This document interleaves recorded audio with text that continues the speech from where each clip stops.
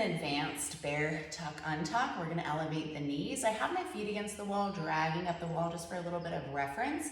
In this position, I'm gonna think about pushing my hands actively through the ground, almost like a D shrug, then push. And then we wanna watch that we're not rounding into more of that angry cat style position. So down, push, and I'm dragging my heels or my balls of my feet up the wall. So in this position, I'm just gonna think about slight movement of the pelvis forward and back. You see that slight, and my rib cage doesn't move at the same time. So as I inhale, I'm gonna think about a slight tuck of the pelvis. It's small. I'm still thinking about the inhales going down towards the sacrum and between the sits bones, and I'm not squeezing my glutes to tuck me under.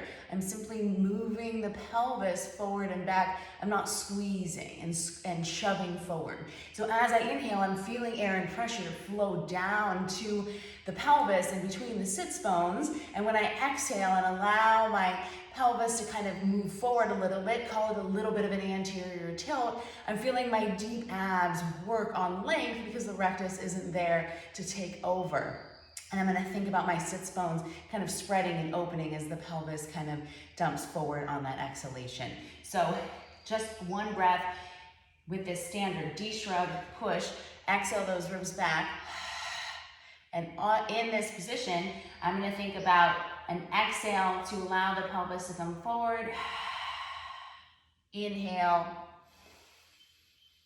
to tuck.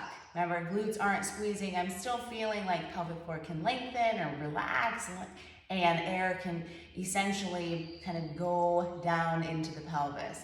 Exhale and inhale. And this is where that advanced component comes in, because I'm going to elevate my knees, keep that push to the ground, neutral position, and not rounding through the rib cage. And I'm going to allow the pelvis to go through the movements. So I'm going to exhale, inhale, exhale, forward, inhale to tuck. Exhale, inhale, pelvis slightly tucks.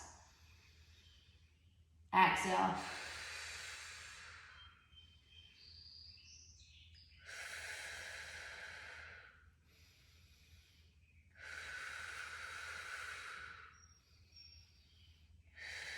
So I'm in this elevated position, going through the motion of that inhale, and think about that coming from the pelvis. Exhale, untuck.